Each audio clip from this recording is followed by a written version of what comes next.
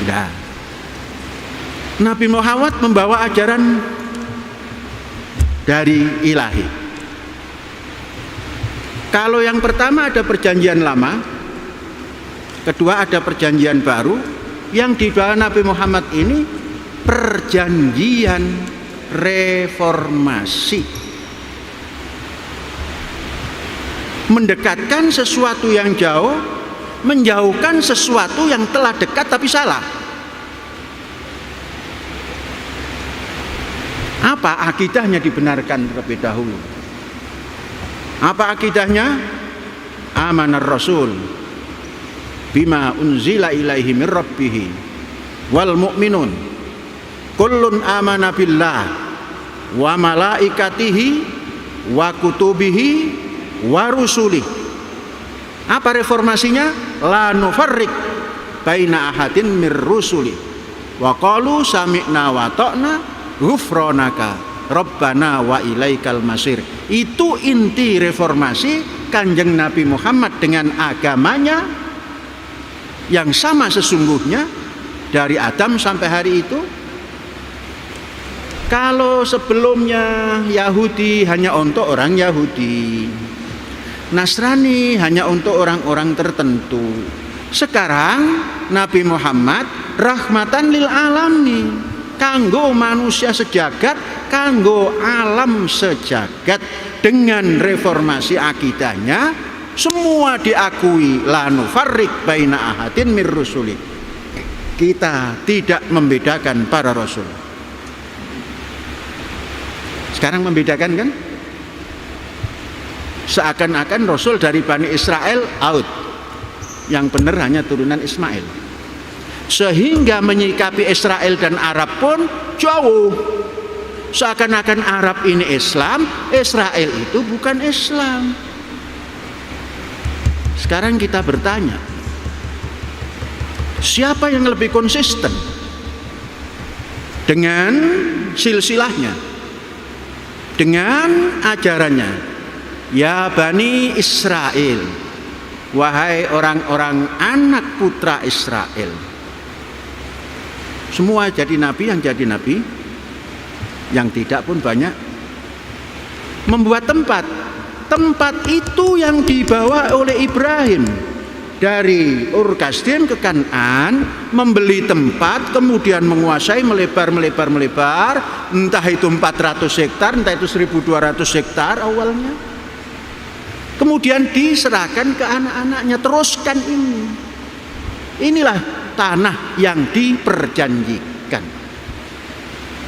Namanya karena tempat Bani Israel, tempat itu kemudian zaman modern dinamakan negara Israel, negara Yakub, yang penghuninya orang Israel ataupun orang yang setuju dengan negara Israel.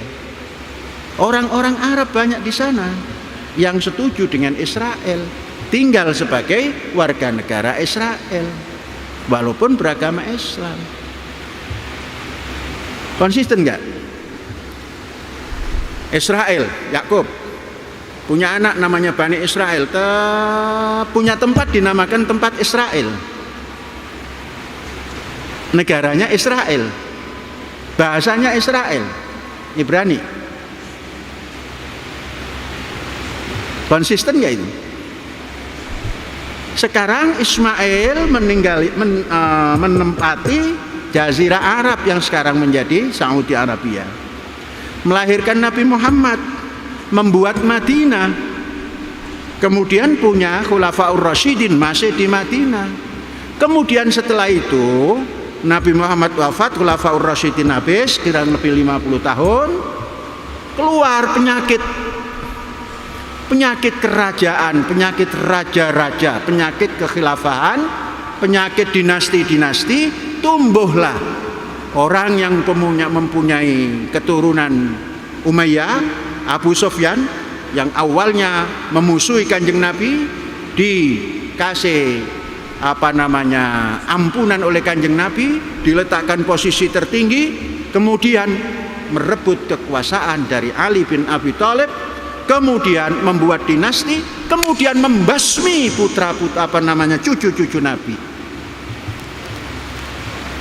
Logika kita terima tidak? Walaupun itu seorang muslim.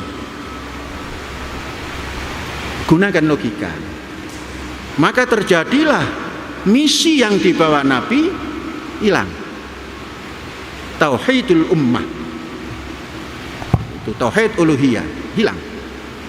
Tauhid mulkiyah hilang. Tauhid rububiyah hilang. Tumbuhlah hadis-hadis. Quran sudah ada, tumbuh hadis. Maka dinilai hadis itu ada yang sahih, ada yang dhaif, ada yang macam-macam. Bagaimana ungkapan Nabi kok dinilai oleh orang terkini?